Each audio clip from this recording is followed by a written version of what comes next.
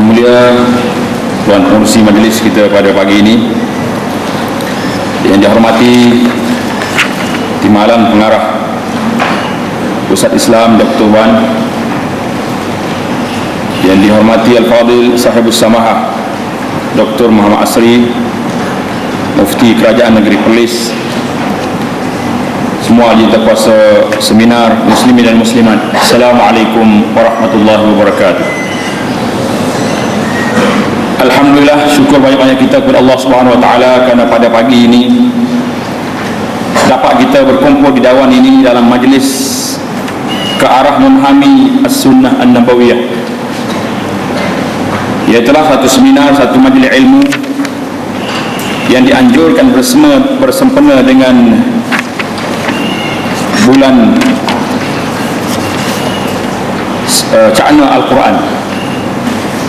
Jadi sebagaimana yang telah kita dengar di awal tadi, ini adalah satu perkara yang menggembirakan kita. Pada peringkat awalnya kita hanya faham kampus Universiti Sains ini bincang tentang ubat pada orang sakit saja,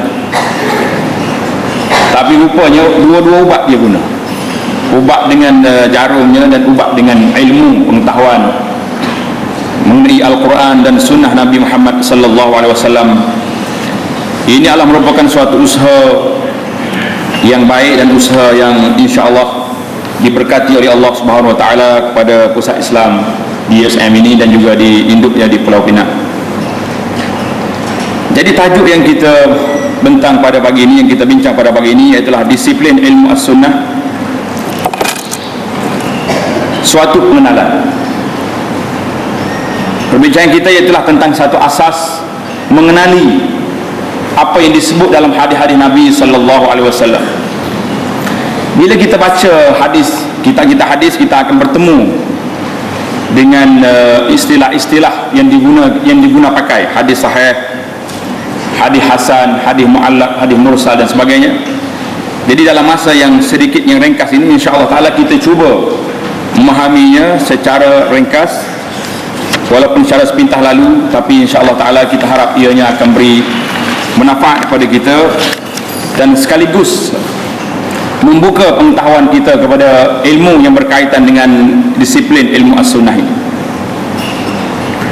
Yang pertama sekali, sebelum kita masuk kepada ilmu mustalahul hadis yang dinamai ini, lebih dahulu kita pergi kepada pengertian makna hadis itu sendiri.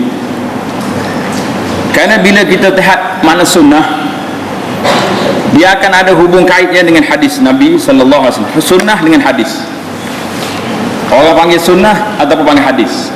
Apa beza di antara dua ilmu ini, dua perkara ini? Apakah perbezaannya? Yang pertama sekali tentang makna hadis. Hadis menurut bahasanya iaitulah yang baru. Mana perkara yang baru dipanggil hadis. Dia panggil ahdatsul model, mana model yang terbaru dari segi bahasanya. Ataupun hadis di satu khabar, perkhabaran, cerita yang dibawa itu dinamakan hadis. Ataupun hadis juga maknanya benda yang dekat. Contohnya waktu Nabi sallallahu alaihi wasallam masuk negeri Mekah, dia bercakap dengan isterinya. Nabi mengatakan, laula qaumuki hadithu ahdin bil kufri bil jahiliyah.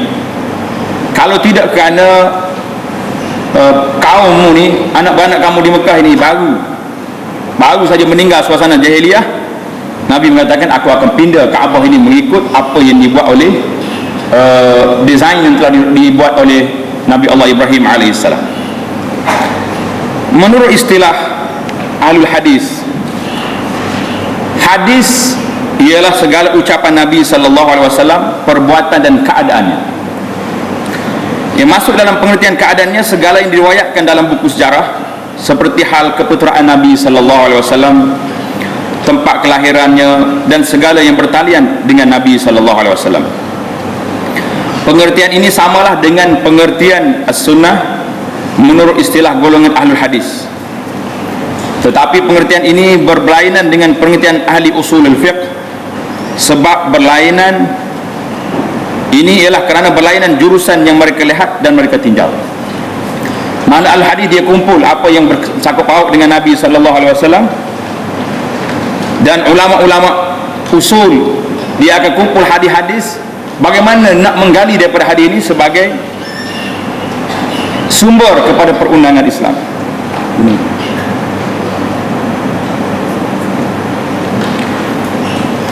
Itu dari sudut hadis. Ahlul hadis membahaskan pribadi Rasul sallallahu alaihi wasallam sebagai seorang yang dijadikan ikutan bagi umatnya. Kerana ini mereka pindahkan dan mereka terangkan segala yang bersangkutan dengan Rasul, baik mengenai riwayat perjalanannya, mengenai budi pekerti, keutamaannya, keistimewaan al-khasais, tutur katanya, perbuatan-perbuatan, sama ada yang dapat mewujudkan hukum ataupun tidak. Jadi cerita yang dibawa ini tak kira sama ada dia jadi hukum atau tidak. Mana Nabi tidur macam mana, Rasulullah berjalan, dan apa peristiwa yang berlaku pada Nabi sallallahu alaihi wasallam. Sebaliknya ulama usul membahaskan Rasul sebagai pengatur undang-undang yang meletakkan atau menciptakan dasar-dasar ijtihad bagi para mujtahid sesudahnya. Diambilnya hadis Nabi sallallahu alaihi wasallam, Nabi bagi arahan buat benda ni. Apakah arahan ini berbentuk wajib, berbentuk sunat, atau berbentuk harus dilakukannya, dan menerangkan kepada manusia perlembagaan hidup, dusturul hayah. Maka mereka memperhatikan segala tutur kata Rasul sallallahu alaihi wasallam, perbuatan-perbuatannya dan takrirnya, iaitu pengakuan-pengakuannya yang bersangkutan dengan perkara penetapan hukum. Itu ulama usul.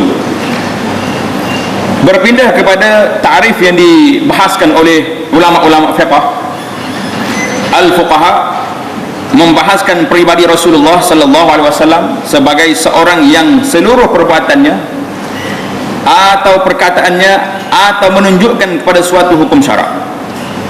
Mereka membahaskan hukum-hukum yang mengenai para mukallaf, orang-orang yang aqil dan baligh, dan perbuatan mereka dari segi hukum, wajib, haram, harus, makruh dan mandub ataupun sunat.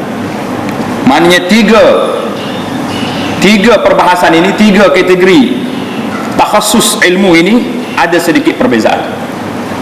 Ulama fiqh telah diambil suatu perkara yang dah siap, iaitu hukum halal, sunnah, makruh dan sebagainya. Ulama usul dia ambil perkara pokok untuk dijadikan landasan kepada hukum yang akan diputuskan. Ulama hadis kerja mereka membawa semua cerita mengenai Nabi Muhammad sallallahu alaihi wasallam.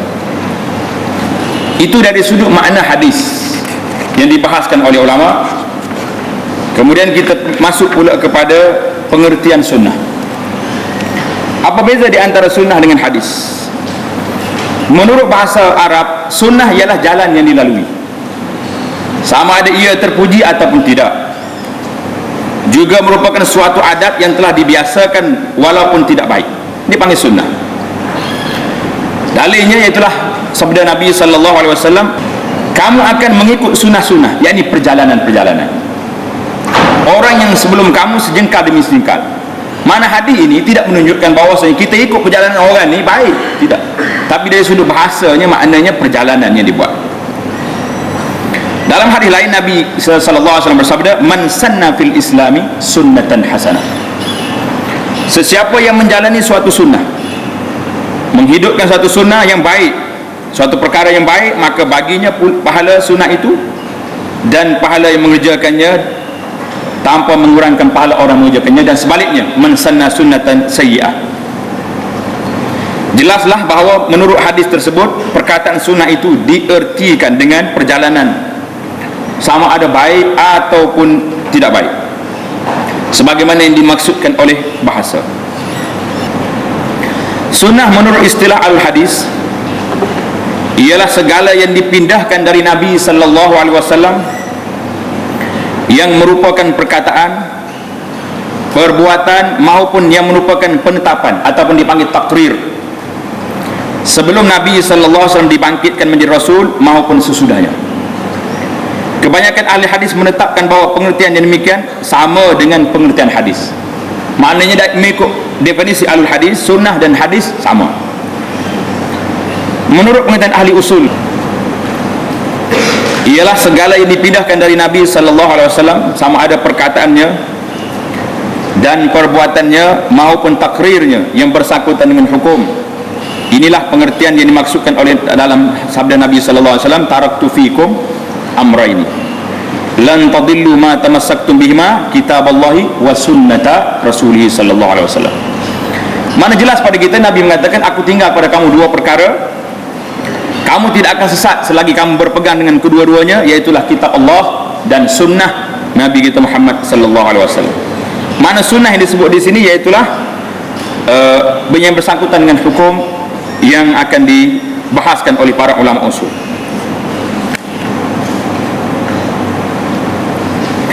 Contoh-contoh jenis sunnah iaitulah, yang pertama perkataan. Kita dah bagi sunnah ini ataupun hadis ini ada qauliyah, ada fi'liyah dan ada taqririyah. Ada 3 bahagian. Yang pertama sekali contoh perkataan, sunnah dipanggil sunnah qauliyah, iaitulah hadis Nabi sallallahu alaihi wasallam, innamal a'malu binniyat. Innama al-a'malu binniyat.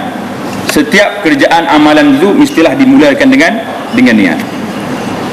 Itu dia panggil hadis qauli, kerana Nabi kita bersabda innamal a'mal. Itu perkataan Nabi sallallahu alaihi wasallam contohnya. Contoh hadis fi'liyah. Hadis fi'liyah maknanya hadis yang menunjukkan perbuatan Nabi kita Muhammad sallallahu alaihi wasallam. Apabila Rasulullah sallallahu alaihi wasallam melakukan salat, baginda memberitahu kepada sahabat-sahabatnya, sallu kama ra'aitumuni usalli. Adalah kamu ikut salat sebagaimana yang aku buat, aku laksanakan salat. Itu hadis.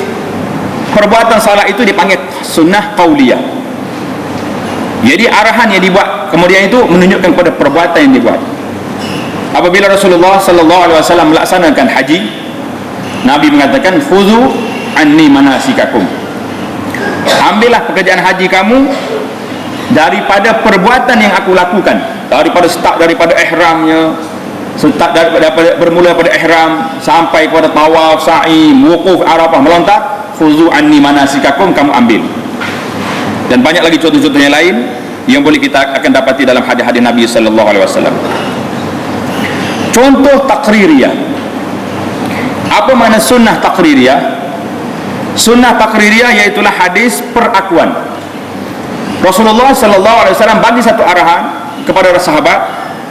Sahabat ini akan pergi melaksanakan perkara yang tersebut, dan apabila Nabi kita tahu, dia tidak ingkar. Mana ini diakui perbuatan tersebut, diterima dan betul. Ataupun satu perkara yang dibuat di hadapan Nabi sallallahu alaihi wasallam dan Nabi kita tidak ingkar. Makna ini taqririyah, maknanya sunnah yang diperakui sah perbuatannya, benar mengikut apa yang diputuskan oleh Rasulullah sallallahu alaihi wasallam. Contoh apabila berlaku peperangan Bani Quraidah. Selepas peperangan Ahzab, orang kafir dah balik, Quraisy balik ke Mekah, dan termasuklah kumpulan-kumpulan mereka, Ghatafan dan lain-lain. Malaikat Jibril datang bertemu Rasulullah. Ya Rasulullah, kamu dah rehat? Malaikat belum lagi tutup dia punya sayap. Kamu kena pergi ke Bani Quraidah untuk jatuhkan tindakan yang setimpal ke atas mereka, kerana mereka telah membuat satu jenayah perang pada Nabi sallallahu alaihi wasallam, iaitu membatalkan perjanjian dengan Rasulullah. Apabila sampai di peringkat ini, Nabi mengatakan la tusalliyanal asra illa fi Bani Quraidah. Nabi memberi arahan pada sahabat-sahabat dia, jangan sampai sembahyang asar pada hari ini kecuali di Bani Quraidah. Sahabat pergi, ada yang pergi dengan cepat, mereka mengatakan kita tak akan sembahyang asar kecuali di Bani Quraidah, kerana ini arahan Nabi sallallahu alaihi wasallam. Ada sebahagian sahabat lagi sampai tengah jalan, dia kata tak boleh. Kita dah belajar hadis, Nabi mengatakan afdal salat itu di awal waktu. Di awal waktu. Jadi dia berhenti sembahyang asar. Ada kumpulan yang kedua tak berhenti, terus pergi. Bila sampai di Bani Quraidah, beritahu kepada Rasulullah sallallahu alaihi wasallam. Nabi mengatakan dua-duanya tak apa. Yang berhenti sembahyang asar pun kena, berdasar pada umum hadis Nabi mengatakan afdal sembahyang itu di awal waktu. Yang tak berhenti sembahyang ni, dia kata kami ikut arah Rasulullah. Nabi mengatakan jangan sembahyang asar di Bani Quraidah. Maka dua-dua ini diterima dan tidak menjadi kesalahan mana-mana pihak. Ini pun boleh kita ambil dari sudut ikhtilaf ulama kalau kita nak lihat. Jadi kita tak boleh persempitkan, kerana dua-dua mendapat takrir daripada Nabi sallallahu alaihi wasallam. Kemudian contoh yang kedua iaitulah Sayyidina Khalid bin Walid radhiyallahu taala anhu. waktu dia makan bersama Rasulullah, ada dalam hidangan itu, hidangan ini dhab. Boleh jadi orang kita ni pernah dengar nama dhab. Dhab ni seekor binatang yang hayawan yang cukup cantik rupanya, dan rasanya pun boleh tahan kalau orang boleh makan. Yang jadi masalah kita sekarang ni bukan rupa dia tu, kempen kuat kat sini, dhab ni macam-macam dia. Yang pentingnya bila Nabi SAW makan bersama dalam hidangan ni, orang beritahu, ya Rasulullah ini dhab. Nabi kita berhenti makan. Dia kata, ya Rasulullah, kenapa tak makan? Haram? Tidak, tidak haram, tapi aku tak biasa makan. Kita ni tak usah kata Nabi tak makan dhab. Kita ni kalau orang sembelih arnak bagi kita, sedap ke makan agak-agak? Tak berapa kuat juga tak? Dia kata, ni panggang arnak ni boleh kan? Arnak tu besar sikit, kalau yarbuk tu lagi kecil. Ingat ke kawan-kawan dia tak? Jadi Rasulullah terima sahabat-sahabat makan. Nabi kata, aku tak makan kerana tak pernah makan di kampung saya. Mana bukan benda ni haram. Itu pembahagian sunnah, pembahagian sunnah taqririyah, sunnah qauliyah yang pertama kita kena ingat. Ini satu asas pengenalan satu. Sunnah qauliyah, mana perkataan Nabi. Sunnah fi'liyah, amalan yang dibuat oleh Rasulullah sallallahu alaihi wasallam. Contohnya Nabi kita bersiwak. Jadi kita kata ini sunnah, mana Nabi kita buat. Contoh amalan taqririyah, iaitulah perakuan Nabi sallallahu alaihi wasallam terhadap apa yang dilakukan oleh para sahabat yang diketahui sampai perkara tersebut kepada Nabi sallallahu alaihi wasallam. Kalau kita lihat pula kepada pengertian sunnah yang disebut oleh ulama-ulama fiqh,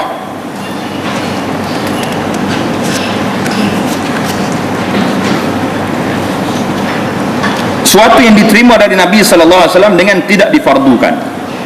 Maknanya kalau kita bahas tentang ulama fiqh, kalau sebut ini perkara ini sunat, sembahyang duha, sembahyang tahajud ini sunat, maksudnya benda ini tidak wajib. Itulah kebanyakan yang disebut oleh ulama fiqh ataupun fuqaha ulama fiqh. Imbangannya, lawannya ialah wajib. Oh ni sunat, yang ni wajib, ataupun haram, atau makruh, ataupun mubah. Mana sunnah ini satu perkara yang lawan dianya bid'ah. Contoh bid'ah tu banyak, tapi dalam kitab dia sebut bid'ah, iaitulah seperti orang mencerai isterinya sewaktu isteri dalam keadaan haid. Jadi dia tak tunggu sampai bersih dulu dia cerai, itu dia panggil talak bid'i. Ulama-ulama mengatakan sunnah itu iaitulah diberi pahala bagi orang yang mengerjakannya dan berdosa, dan tidak berdosa orang yang meninggalkannya. Mana buat dapat pahala, tak buat tak dapat apa-apa, tapi rugi. Kerana masa kita terbuang tanpa kita menghidupkan sunnah Nabi kita Muhammad sallallahu alaihi wasallam. Kerana itu apabila kita sebut sunat, sama ada perbahasan fuqaha dan apa saja pun, kita jangan rasa nak memandang rendah pada perkara ini. Ada setengah masyarakat bila kita, kenapa tak buat ni? Sunat je. Bila kita kata sunat aja ataupun sunat aja benda ni, macam kita ni memperkecilkan, tidak letak di hadapan kita ini perbuatan Rasulullah sallallahu alaihi wasallam, cuma tak sampai kepada tahap wajib ataupun fardu. Perbuatan Nabi kita tak? Perbuatan Nabi. Pada itulah kita kena besarkan sunnah Nabi sallallahu alaihi wasallam. Apabila kita dengar ini sunnah, buat. Jangan kita rasa ini sunnah ya, tak buat pun tak apa.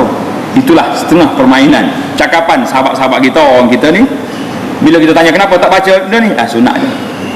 Sepatutnya bila orang tanya benda ni, kenapa tak baca, kenapa tak buat benda ni, janganlah kau sunnah je, tanya balik, ustaz, sebenarnya saya tak tahu, tak nak mengaku, tapi sunnah tu diperkecilkan. Nak mengaku tak pandai, tak mengaku.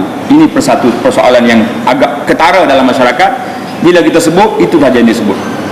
Apa-apa saja, nak pergi, nak musafir, tak ada bacaan, naik kenderaan pun tak ada baca, apa saja yang kita buat tak ada. Bila kita tanya, benda tu sunat, ya bukan wajib. Itu dia panggil hujah.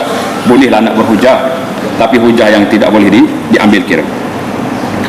Baik, ilmu hadis ini terbagi kepada dua bahagian. Ilmu hadis yang terbagi kepada dua, dipanggil ilmu hadis riwayah dan ilmu hadis dirayah. Ilmu hadis riwayah dan ilmu hadis dirayah. Ilmu hadis riwayah iaitulah ilmu hadis meriwayatkan hadis, iaitu satu ilmu yang mengandungi perbincangan tentang perkhabaran sabda Nabi sallallahu alaihi wasallam. Mana ilmu hadis riwayah ini, kerja dia hanya bawa cerita tentang Nabi, haddatsana fulan an fulan an fulan an Rasulillah sallallahu alaihi wasallam. Itu dipanggil hadis riwayat. tanpa dia ambil kira riwayat ini sahih ke, riwayat ini dhaif ke, riwayat ini maudhu' ke, yang pentingnya cerita dibawa riwayat. Itu dipanggil ilmu hadis riwayat. Maknanya kalau kita ringkas bahasa kitanya, bawa cerita. Ilmu hadis riwayat ini maknanya cerita dinakalkan tentang Rasulullah sallallahu alaihi wasallam tanpa kita tapis terlebih dahulu. Berbeza dengan ilmu hadis dirayah. Ilmu hadis dirayah iaitulah mengetahui maksud hadis yang punya beberapa kaedah. Jadi kita nak tahu hadis ini sahih ke, dhaif ke, ini termasuk dalam ilmu-ilmu dirayah yang mesti dipelajari. Mana ini ilmu penapis, dia punya filter kepada hadis tersebut. Kamu dengar hadis ini riwayat, haddatsana fulan an Rasulillah sallallahu alaihi wasallam, tapi dia punya penapisnya nak tahu hadis ini sahih ke, dhaif ke, boleh terima ke tak boleh terima ke, nasih ke, mansuh ke, itu kena balik kepada ilmu hadis dirayah. Kita tidak panjang di sini kerana nampak dalam kertas kerja yang terakhir nanti ada sebut perkara ni. Jadi kita harap penjelasan panjang akan ada di sana. Jadi oleh kerana ilmu hadis dirayah ini disebut sebagai ilmu mustalahul hadis. Ilmu mustalah al-hadis. Jadi ilmu mustalah hadis ini satu ilmu, satu disiplin ilmu yang perlu kita pelajari. Sekurang-kurangnya bila kita dengar hadis diriwayat oleh fulan, sanad dia begini, kita akan ada dalam kepala kita, dalam tasawur kita suatu gambaran tentang perkara tersebut. Pembahagian yang pertama, ilmu hadis mustalah hadis ini dia banyak ilmu dia. Kita akan coba bagi secara ringkas dahulu untuk gambaran yang pertama. Pembahagian yang pertama, hadis ini ada dua. Yang pertama dia panggil hadis mutawatir. Yang kedua hadis ahad. Yang pertama hadis mutawatir, yang kedua hadis ahad. Hadis mutawatir ini ada tiga bahagi. Ada dua bahagi. Dipanggil lafzi, maknawi. Hadis ahad pula terbagi kepada tiga jenis: masyhur, aziz, gharib. Kemudian hadis ahad ini pula terbahagi kepada makbul dan mardud. Mana hadis diterima dan hadis ditolak. Bila hadis ini diterima, nama dia hadis sahih ataupun hadis hasan. Apabila hadis ini ditolak, dengan sebab apa? Kerana dua sebab. Kenapa hadis ini ditolak? Ada dua sebab. Sebab yang pertama, kerana rawinya. Dalam silsilah perjalanan hadis ini, jalur-jalur hadis ini, ada rawi yang gugur, terputus di tengah jalan. Sama ada di awalnya, nama kita akan sebut nanti, dia akan nama mu'allaq. Sama ada di akhirnya, dekat dengan hadis, nama dia hadis mursal, dan berbagai nama lagi.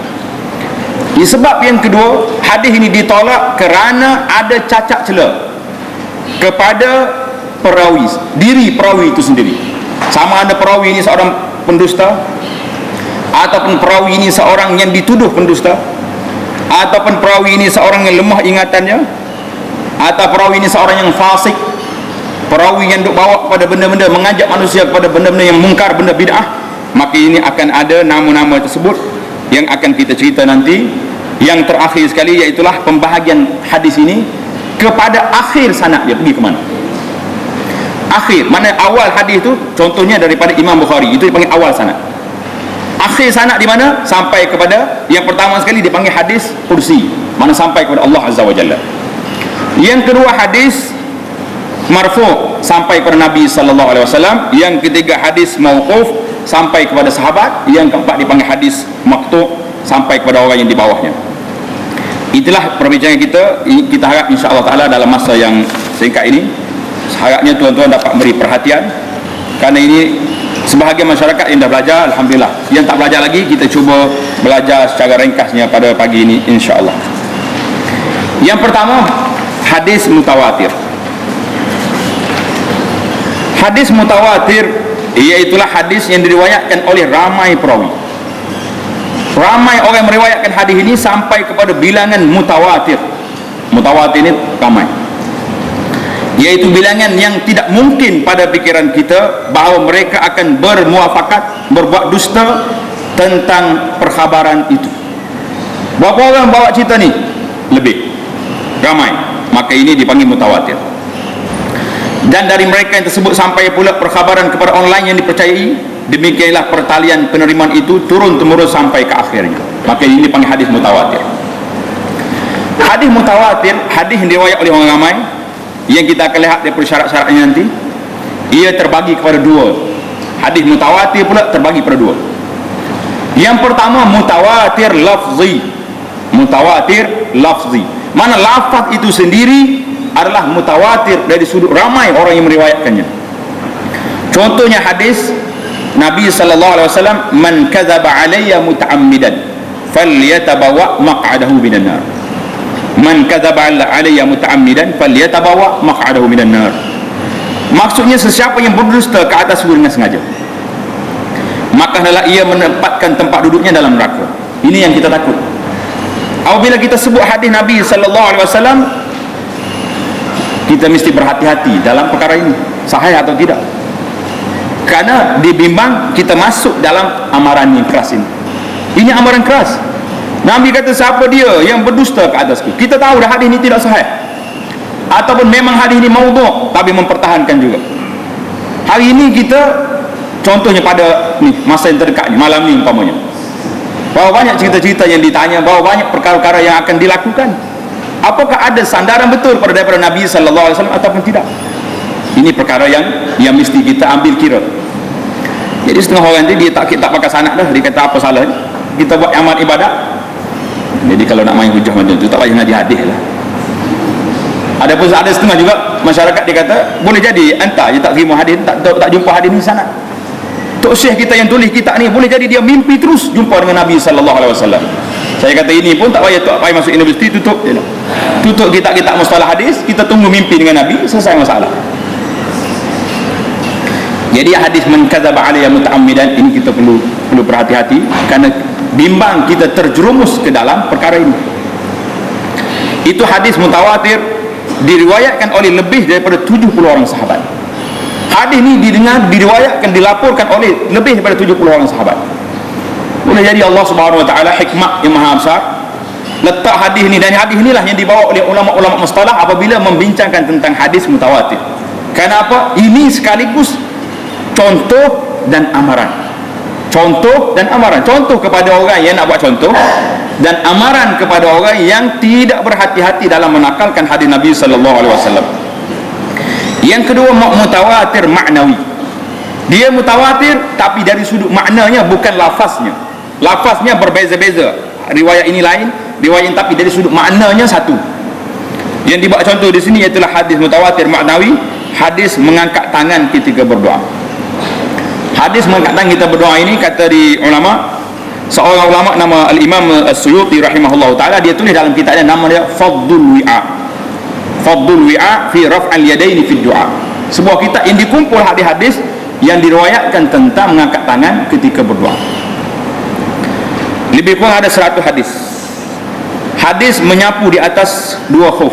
Mana waktu kita ambil wudu, kita tak nak pecah kita punya khuf, sapu atas dia. Hadis ini mutawatir. Dan hadis tentang azab kubur juga mutawatir. Manakala ada orang pertikai, itu bukan salah dia lah, salah dia tak mengaji saja.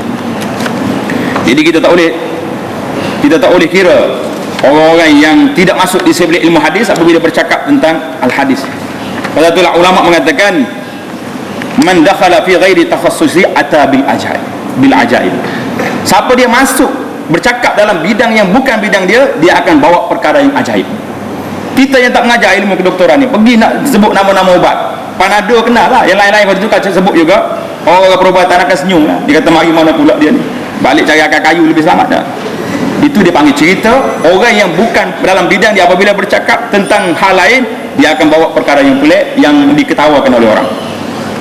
Baik, syarat hadis mutawatir ada 4. Yang pertama, diriwayat oleh perawi yang ramai.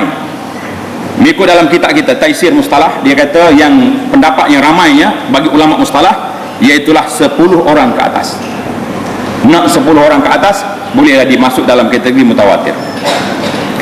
Yang kedua, bilangan yang ramai itu terdapat pada semua peringkat lapisan. Bilangan yang ramai itu terdapat pada semua peringkat lapisan.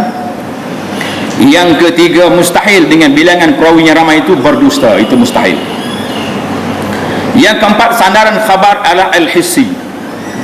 Al-hissi iaitulah panca indera, seperti mendengar, kami lihat, kami merasai dan sebagainya. Tetapi sekiranya sandaran khabar itu ialah akal, seperti pendapat tentang alam ini baru, pada ketika itu al-khabar tidak boleh namakan dengan al-mutawatir. Hadis mutawatir dapat memberi faedah ilmu yang bersifat daruri, atau dengan kata lain ilmu yang tidak dapat ditolak lagi kebenarannya. Setelah sah hadis ini mutawatir, maka kita mesti terimanya, tak payah dibahas lagi kata ulama. Itu hadis yang pertama.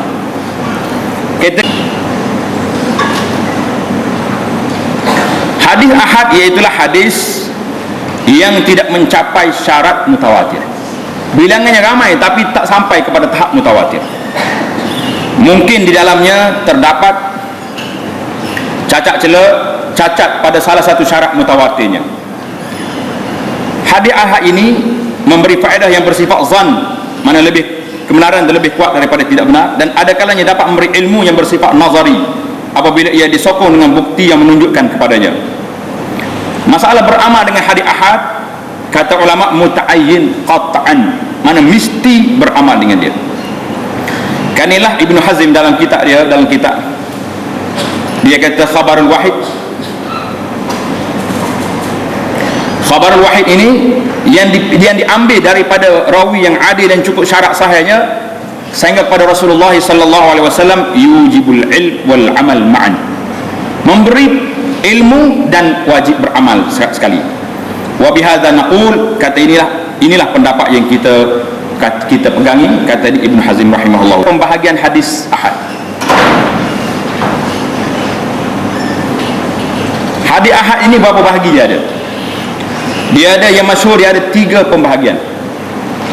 Yang pertama hadis masyhur. Apa makna hadis masyhur? Kalau kita kata hadis ini masyhur dari segi bahasanya, makna masyhur ini terkenal. Jadi masyhur ini sudah istilah Melayu dah. Orang ini masyhur, maknanya barang ini masyhur, sudah terkenal. Dari segi istilahnya, iaitulah hadis yang diriwayatkan oleh 3 orang atau lebih. 3 orang rawi riwayat hadis ini atau lebih pada setiap peringkat, tetapi belum memenuhi syarat hadis mutawatir. Kalau kata hadis aziz, mana hadis kuat, diriwayat oleh 3 orang perawi ataupun lebih, itu dipanggil hadis al-masyhur. Hadis masyhur ni. Yang kedua hadis al-aziz. Apa makna al-aziz? Iaitulah hadis riwayat oleh 2 orang perawi pada setiap peringkat. Hukumnya tengok kepada keadaan. Kalau rawinya thiqah, hadisnya sahih. Kalau rawinya lemah, hadisnya dhaif. Yang ketiga hadis gharib. Hadis gharib iaitulah hadis yang diriwayatkan oleh hanya seorang perawi, sama ada pada satu peringkat atau kebanyakan peringkat. Hadis gharib ini terbagi kepada 2 bahagian. Sebelum kita pindah, kita lihat dulu hadis ahad. Mana hadis ini sahih, boleh beramal dengan dia, tapi dia tidak sampai hak mutawatir. Ada berapa jenis dia? 3 jenis. Yang pertama masyhur. Berapa orang riwayat masyhur? 3 ke atas. Yang kedua al-aziz. Al-aziz ni berapa orang? 2. Yang ketiga hadis gharib. Gharib yang ni bukan kita kata hadis pelik, jangan terjemah. Hadis gharib iaitulah yang punya seorang perawi dari asal sanaknya, yang di peringkat sahabat. Contoh hadis gharib ni ada 2 jenis. Hadis gharib ialah hadis riwayatkan oleh hanya seorang perawi, sama ada pada satu peringkat atau iaitulah gharib mutlak, hadis yang punya perawi yang dari asal seorang perawi dari asal sanadnya, peringkat sahabat. Contohnya hadis yang paling masyhur sekali, yang pertama sekali disebut oleh Imam Al-Bukhari rahimahullah, innamal a'malu binniyat. Jadi hadis ni menjadi madar pegangan dalam perkara agama, berapa besar dia punya kedudukan, tapi dia ni hadis gharib. Hadis ini diriwayat dari Rasulullah sallallahu alaihi wasallam hanya oleh Sayyidina Umar Ibn Khattab sahaja. Kemudian Sayyidina Umar diriwayat oleh Alqamah bin Waqqas kepada Muhammad bin Ibrahim At-Taimi, kepada Yahya bin Sa'id Al-Ansari. Selepas Yahya, hadis ini diriwayat oleh ramai perawi. Maknanya sanad dia, jalur sanad dia bermula daripada seorang, Sayyidina Umar bin Khattab. Jadi hadis ini boleh bernama hadis gharib mutlak. Yang kedua gharib nisbi, iaitulah hadis yang punya seorang perawi di tengah sanad. Kalau kita boleh catat cara baik ni, bagus. Rawi di tengah sanadnya, hadis ini diriwayat oleh ramai perawi pada asal sanadnya, kemudian diriwayatkan oleh hanya seorang perawi dinamakan dengan nisbi kerana ia disebahkan kepada individu tertentu sahaja. Macam mana nak nampak hadis gharib nisbi? Contohnya kita mari daripada Kota Baru nak pergi ke Wakaf Baru, berapa jalan ada daripada Kota Baru? Jalan Hamzahnya, jalan apa, banyak jalan sampai. Tapi sampai di jambatan Sultan Yahya Petra cuma satu lorong saja ada, satu je jalan. Lepas pada tu ramai banyak lorong pula, pergi ke Tompak, pergi Pasir Mas, pergi Antar Panjang. Tapi yang pentingnya di tengah jalan tu satu lorong. Itu dia panggil gharib nisbi. Jadi boleh nampak sebut Sultan Yahya Petra enggak? Baik, habislah kita perbahasan tentang hadis. Yang pertama mutawatir, ahad. Ahad terbagi pada 3. Kemudian kita akan pindah pula sekarang ni perbahasan yang kedua, pembahagian hadis berdasarkan kepada penerimaan dan penolakan. Yang pertama dia panggil hadis makbul. Apa makna hadis makbul? Iaitulah hadis yang diterima sebagai hujjah. Yang kedua hadis mardud, hadis yang ditolak. Kita masuk pada hadis yang diterima ini terbagi kepada beberapa perkara. Yang pertama sekali hadis sahih. Hadis yang sahih. Hadis sahih ini apa dia tuan-tuan? Kalau kita baca dalam kitab Al-Baiquni, ana syorkan kepada pelajar-pelajar yang belajar ilmu mustalah hadis supaya hafaz matan Al-Baiquni. Matan Al-Baiquni ini satu matan yang sedikit, 32 bait saja, tapi dia mengandungi ilmu yang begitu besar. Kalau kita nak baca dia sikit, mudah-mudahan kita akan mari semangat nak mengapa dia. Kata Baiquni rahimahullah, abda'u bil hamdi musalliyan ala Muhammadin khairi nabiyyin ursila. Payah kena apa? Tak payah, kalau kena lagu orang sudah jadi. Jadi kata di Al-Baiquni, dia kata apa dalam ini? Awaluha sahihu wa mattasal isnaduhu wa lam yushazza aw yu'al. Yarwihi adlun dhabitun an mithlihi mu'tamadun fi dhabtihi wa naqlihi. Itu ta'rif hadis sahih. Kalau ingat satu bait ni, satu bait syair ni cukup. Makna hadis sahih ialah hadis yang punya sanad yang bersambung, muttasil. Awaluha as-sahih wa huwa muttasal, iaitulah hadis yang bersambung dia punya sanad daripada rawi awalnya sehingga sampai kepada Rasulullah sallallahu alaihi wasallam. Diriwayatkan oleh perawi yang adil dan dhabit, yang tepat dalam meriwayatkan hadis, sama ada melalui kekuatan ingatan atau ketepatan catatannya. Mana rawi yang adil itu maksud dia apa? Tengok bintang 1 di bawah. Istilah adil dimaksud ialah adil riwayatnya, yakni seorang muslim yang telah akil balik, bertakwa dan menjauhi semua dosa-dosa besar dan tidak berterusan melakukan dosa kecil. Pengertian adil ini mencakupi lelaki, wanita, orang merdeka dan hamba seluruhnya.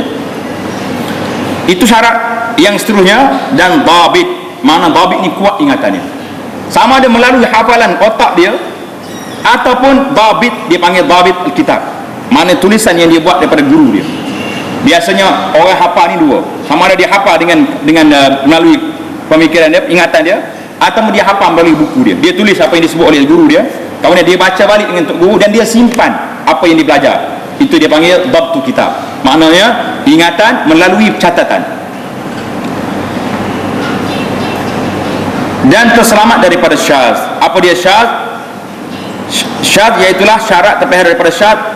Ia dapat dibagi kepada satu bahagian saja, hadis orang yang thiqah, yang dipercayai tapi berbeza dengan orang lain thiqah daripadanya. Mana syadz maknanya orang ni thiqah dipercayai, tapi cerita dia bercanggah dengan orang yang lebih thiqah daripada dia. Itu dipanggil syadz. Dan hadis mu'allal ada cacatnya. Mu'allal ini hilang syarat, ia hanya satu bahagian saja, iaitu mu'allal hadis yang dimasuki oleh suatu illah, suatu celah. Mana dia semua sihat tapi satu penyakit ada yang tersembunyi sehingga mengharuskannya dimauqufkan, diteliti lebih mendalam. Maknanya kalau ada perkara ni, hadis ni tak jadi sahih sehingga selesai perkara ini tersebut. Baiklah, hadis sahih ini terbagi kepada dua. Yang pertama dipanggil sahih li zatihi. Mana-mana hadis yang sudah cukup tadi, ittasala isnaduhu wa lam yushaz al cukup syarat dia ni, dia panggil ini sahih li zatihi. Mana dia sendiri sahih, tak payah disokong oleh orang lain kerana dia sahih. Macam orang yang kuat, dia berdiri sendiri je, tak payah bertongkat ataupun sebagainya. Yang kedua, hadis sahih li ghairihi. Dia ni sahih tapi bukan sebab dia, sebab ada sokongan mari daripada jalan lain. Hadis sahih li ghairihi ini dipanggil hadis hasan li zatihi. Hadis sahih li zatihi, mana dia sendiri sahih.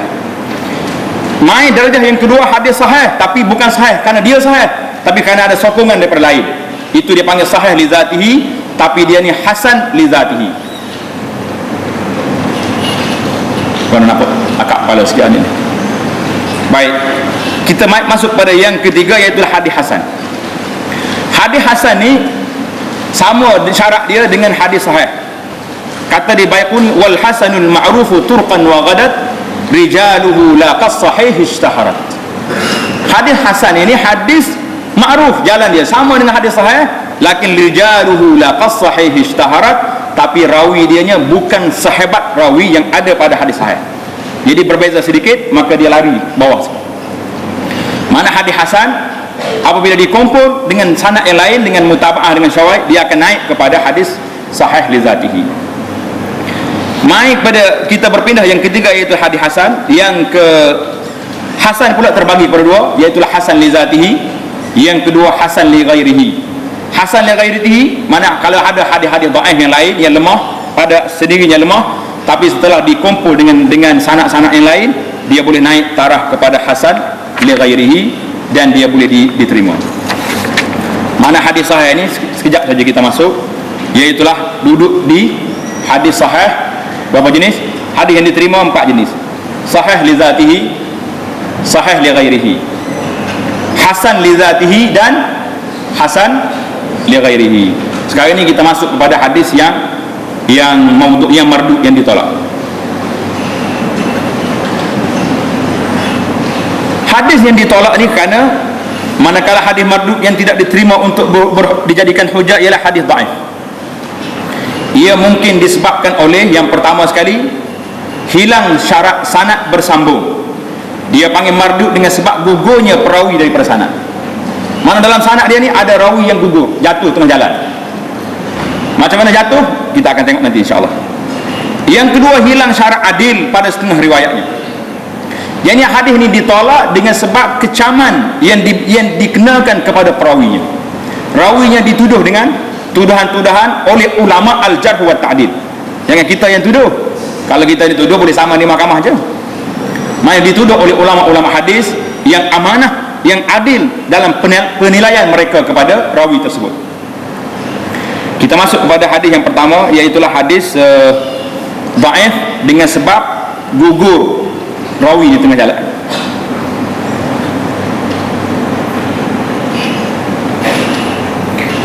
Yang gugur ni ada dua perkara. Yang pertama, gugur secara jelas, memang jatuh, cari tak jumpa. Yang kedua, keguguran yang berlaku secara tersembunyi, bukan semua orang tahu, orang yang pakar dalam bidang saja boleh tahu. Gugur yang jelas ini diketahui oleh para imam dan mereka yang terlibat dengan ilmu hadis.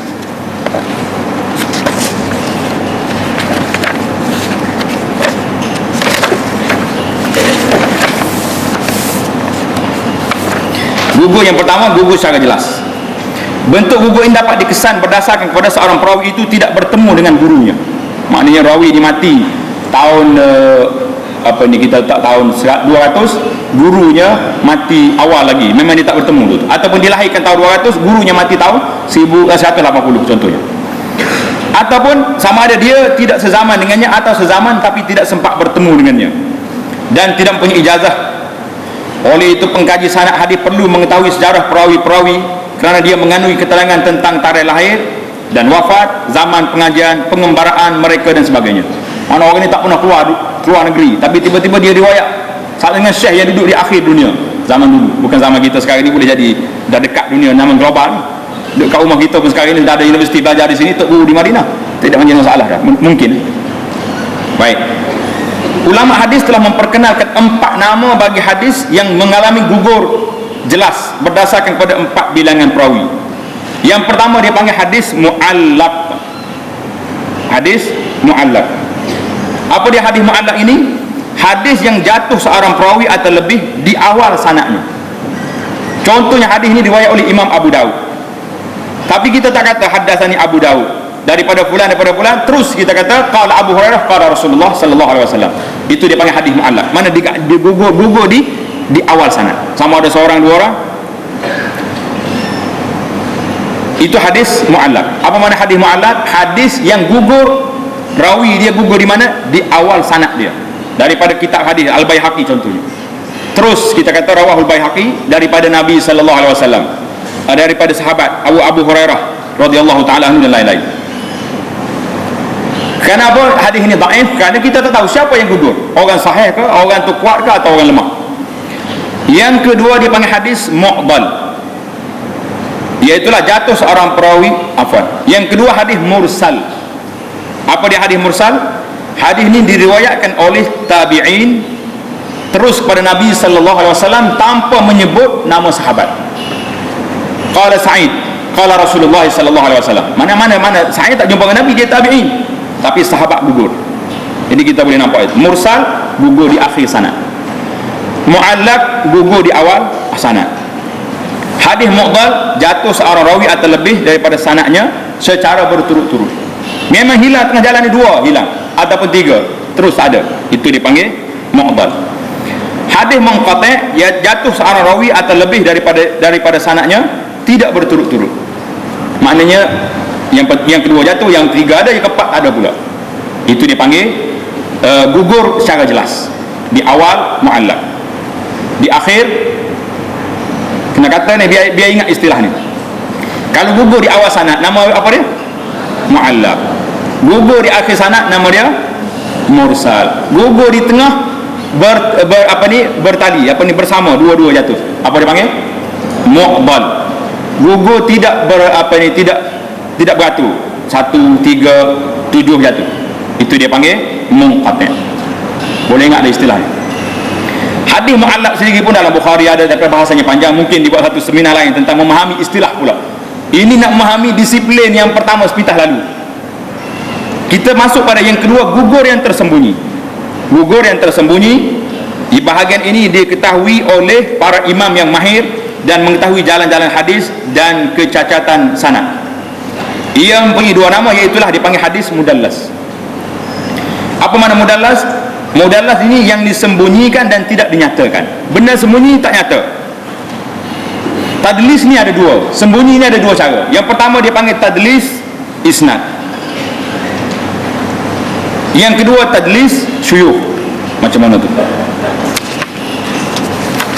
Tadlis isnad iaitulah seorang perawi meriwayatkan dari seorang perawi yang dia bertemu atau semasa dengannya, tetapi sebenarnya dia tidak mendengar sendiri hadis yang diriwayatkan itu daripadanya.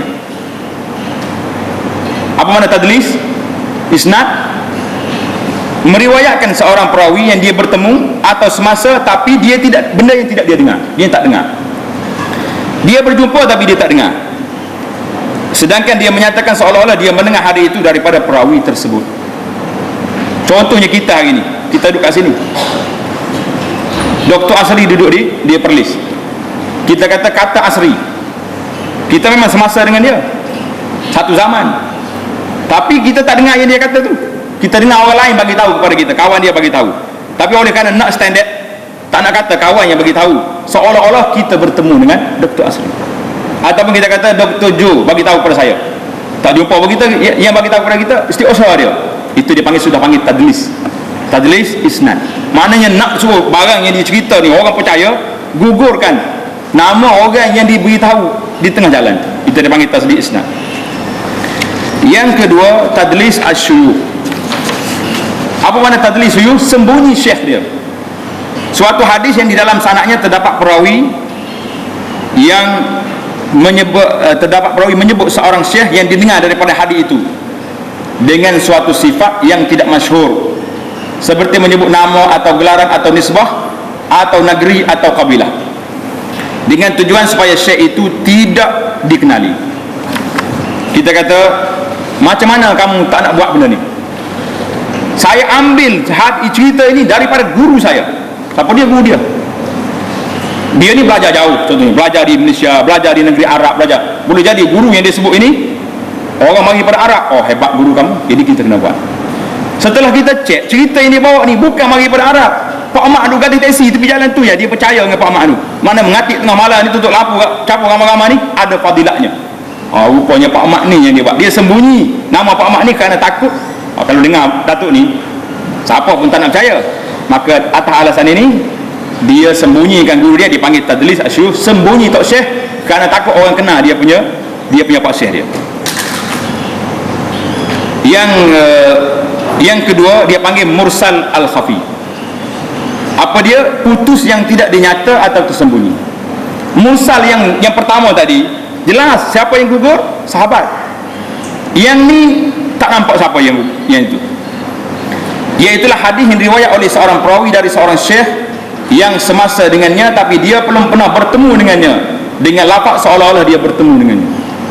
Kita mengatakan telah mencerita oleh Syekh Nasruddin Albani. Kalau saya cerita boleh, tanpa kita sandar kepada riwayat yang disebut oleh murid dia ke siapa, tak boleh. Atau saya dengar daripada kaset dia lain, tapi kita tak kata, berkata Syekh seolah-olah saya dengar sendiri. Yang kitanya tak pernah jumpa pun dengan dia. Kau pernah jumpa? Mungkin ada pernah jumpa.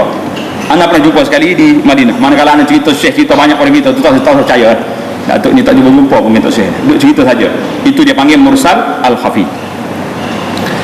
Jadi perbezaan di antara tadlis isnad dengan irsal khafi ini apa beza dia? Iaitulah perbezaan di antara tadlis isnad dengan irsal khafi. Irsal perawinya daripada orang yang dia tidak pernah mendengar hadis daripadanya. Musnad apa ni, tadlis dia jumpa, tapi yang dia kata tu hak dia tak dengar. Itu ada perbezaan di antara dua perkara tersebut. Kita berpindah kepada yang seterusnya. Itulah hadis ini ditolak dengan sebab kecaman yang dibuat kepada, kecacatan yang ada kepada rawi tersebut. Yang pertama, mardud dengan sebab kecaman kepada rawi. Yang dimaksud dengan kecaman perawi ialah mentajrihkannya. Mentajrih, kita belajar ilmu hadis ni kena ingat, mentajrih tu maknanya mengondem orang itu, melukakannya kerana ada cacat di tubuh dia. Dia kata mentarjih. Ini pelajar kita ni dah baru mula nak belajar fiqh Pak Mazhab ni. Dia kata saya mentajrihkan masalah ini. Pusat habis. Supaya cerita ada seorang pelajar kita juga, tak boleh sebut mana-mana tempat, nanti dia marah. Dia jadi pengurusi. Dia kata ayyuhal musyrikun wal musyrikat. Habis usah orang dalam majlis tu. Al musyrikun yang betulnya. Sehari dua ni sibuk nak pergi combo. Dia kata nak pergi Kuala Lumpur combo. Pasal apa? Anak nak terima jenazah. Jadi banyak istilah-istilah yang merosakkan kita, jangan main-main. Kita belajar betul-betul istilah. Kalau tak pandai jangan kata, susah nanti. Jadi sebab-sebab kecaman pada rawi ini terbagi kepada dua sebab. Yang pertama sebab keadilan rawi itu dipertikai. Yang kedua sebab ingatan dia. Mana orang ingatan lemah ni, kita tak cerca dia dari sudut keadilan agama dia. Dah dia lupa nak macam mana. Dia ada beberapa perkara. Yang pertama, sekiranya rawi itu penipu. Ulama mengatakan, ulama jarh wa ta'dil mengatakan orang ni penipu, maka hadis dia jadi hadis maudhu'.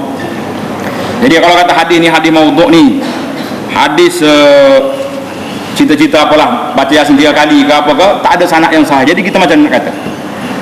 Jadi dalam kecacatan ini disebabkan hadis ini maudhu' kerana perawi dia itu dituduh sebagai pembohong, penipu. Yang jadi macam mana nak cerita hadis maudhu' ni? Hadis maudhu' ni perlu juga kita sebut sedikit. Iaitulah ulama telah sepakat bahawa tidak halal meriwayatkan hadis maudhu' bagi sesiapa yang mengetahui kedudukannya dalam apa bentuk sekalipun, melainkan jika diterangkan kepalsuannya berdasarkan kepada hadis yang diriwayatkan oleh Imam Muslim. Kata Nabi sallallahu alaihi wasallam, man haddatsa anni bi haditsin yura annahu kadzibun fa huwa ahadul kadzabin. Kal ahadul kadzibin. Sesiapa yang menceritakan daripadaku suatu hadis yang kelihatan sebagai palsu, maka dia adalah salah seorang pendusta. Orang bagi tahu dah hadis ini palsu.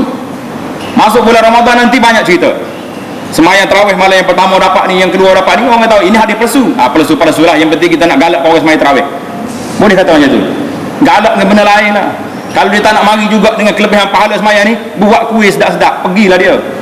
Kau tak pergi juga. Ini nak menyelesaikan masalah hadis maudhu' ni, kita buat kuih yang sedap-sedap, pergilah dia. Ada setengah ustaz kita ni yang mempertahankan kerana nak galakkan. Baik. Cara-cara mereka hadis menyampaikan hadis, sama ada dicipta sendiri ataupun dia ambil benda yang tak ada hadis. Hubbul watan minal iman, dia buat sanad, jadi ceritalah hadis dia. Jadi kita nak kenal hadis maudhu' ini, yang pertama sekali pengakuan pembuat hadis sendiri. Contohnya seorang yang bernama Nuh Abu Ismah, Nuh bin Abi Maryam, yang telah mencipta hadis kelebihan setiap surah daripada Al-Quran. Dia ambil surah ni kelebihan baca ni, ambil ni kelebihan baca ni. Akhirnya bila orang tanya dia kenapa Nuh, dia kata aku lihat orang dah tak baca Quran lagi, dia baca buku-buku novel, buku cerita lain, buku falsafah, jadi aku buat galakan ni supaya orang nak balik baca Quran. Jadi dia terlupa asal hadis sahih tentang baca Quran ni sudah ada. Setiap huruf tu ada kebajikannya. Jadi tak perlu kita cari benda-benda yang ajaib. Jadi orang sekarang suka benda yang pelik dan ajaib. Pasal itulah kena haram agama ikut. Jadi yang pertama sekali pengakuan orang itu sendiri, ataupun sebab-sebab kenapa berlaku hadis maudhu' ni, kenapa berlaku. Yang pertama sekali mendekatkan diri kepada Allah. Mana kita nak beribadat, nak suruh orang ikut kita, buat hadis. Apa dia baca selawat aku ni lebih pada baca Quran 60 kali, ada juga. Ataupun untuk menyokong pahaman dia, dia ni ada mazhab dia sendiri, dia nak suruh orang kuat, hebat dia ni baca hadis. Serangan terhadap Islam, nak mendampingi pemerintah, ini pun ada juga. Bila pemerintah tak nak pakai tudung, carilah hadis-hadis, baca ayat Quran, wal qawaidu minan nisa, orang perempuan yang dah tua tak payah tudung. Jadi nak menghalalkan cerita ni, cerita lama lah. Yang kelima, kerana nak mencari rezeki. Nak mencari rezeki, kalau baca hadis sahih orang lari nanti. Tak ada lagi projek kita baca Yasin beratus kali bulan Ramadan sampai akhir, baca Qul Huwallah baca Yasin, saya pun tak ingat. Sekarang sudah ada iklan. Jadi kita bukan nak sentuh orang, nak ceritanya mana sanadnya. Jadi mencari rezeki dengan hadis-hadis palsu ni satu perkara yang berlaku daripada dulu lagi. Yang kedua, hadis Allahumma salli ala Muhammad, perawi itu sendiri ditohmah sebagai penipu, dituduh sebagai penipu. Hadisnya dinamakan hadis matruk. Hadis matruk. Apa makna hadis matruk? Iaitulah hadis, kalau orang kata hadis ini matrukul hadis, maknanya perawi dia itu dituduh sebagai pembohong, sebagai penipu. Yang ketiga, hadis mungkar. Apa dia hadis mungkar? Hadis mungkar ni disebabkan kecaman pada perawi itu kesilapan yang jelek. Maknanya silap dia terbanyak daripada ingat. Kalau orang bagi 10 soalan tu 5 salah, ataupun sering lalai, banyak lupa, kasratul ghaflah, ataupun dia sendiri itu fasik. Bila rawi ni ada 3 sifat, maka hadis dia jadi hadis mungkar. Itu istilah yang boleh tuan-tuan ingat balik nanti. Yang keempat, iaitulah bid'ah. Orang ni suka buat benda-benda yang bid'ah, yang tidak ada daripada Nabi sallallahu alaihi wasallam, maka hadis dia dipanggil hadis dhaif. Yang keempat, jahalah. Apa makna jahalah? Maknanya tidak diketahui status perawi tersebut, tak tahu dia ni siapa, maka hadis juga dipanggil hadis dhaif. Itu ada 5 sebab kecacatan, kecelaan yang ada pada rawi. Kadzib, penipu, hadis dia maudhu'. Ditohmah sebagai penipu, hadis dia matruk. Orang ni fasik ataupun ingatan yang tak kuat, banyak lupa, hadis dia mungkar. Perawi ni bid'ah, banyak buat benda-benda yang tidak baik, tak ada mari daripada asal Nabi, hadis dia dhaif, tanpa gelar. Mana hadis dhaif? Ataupun jahalah, orang ni rawi dia ni tidak diketahui siapa dia, maka hadis dia dipanggil hadis dhaif. Kemudian kita berpindah kepada yang seterusnya, iaitulah kecacatan yang kedua tentang hilang syarat kuat hafalan. Tidak tidak diketahui keadaan perawi, sabilah. Hilang kuat hafalan, iaitulah dhabt. Kekuatan hafalannya sudah kurang. Ianya terbagi kepada fuhsyul ghalat. Maknanya terlalu banyak kesilapan, hadis dia mungkar. Yang kedua, banyak lupa, kasratul ghaflah, hadisnya mungkar. Tadi kita terang dah. Yang ketiga, waham. Waham ni banyak keliru. Banyak keliru, maka hadis dia dipanggil hadis mu'allal. Apa makna hadis mu'allal? Hadis ni ada cacat celah. Yang keempat, mukhalafatus thiqat. Apa makna mukhalafatus thiqat? Makna orang ni kuat, ingatan dia kuat, tapi bercanggah dengan rawi yang lebih ramai kuat lagi daripada dia, maka hadis dia dipanggil ada 5 perkara. Mukhalafatus thiqat ni hadis dia ada 5 benda yang kena bincang. Yang pertama dipanggil hadis mudraj. Tuan-tuan boleh tambah dalam kata tu, hadis mudraj. Hadis maqlub. mazid fi muttasil asanid, muttarib dan musahaf. Muttarib dan musahaf. Jadi semua istilah ini perlu kepada perbincangan yang lulusnya. Yang terakhir sekali perbincangan kita iaitulah tentang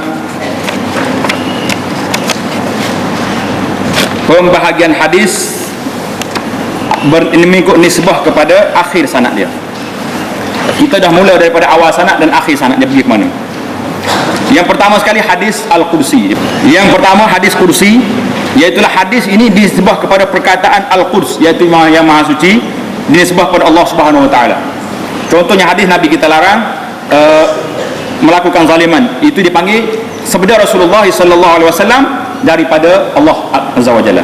Ataupun kita kata firman Allah Taala dalam hadis Qudsi, itu maknanya dari segi akhir sanad dia pergi kepada Allah Azza wa Jalla.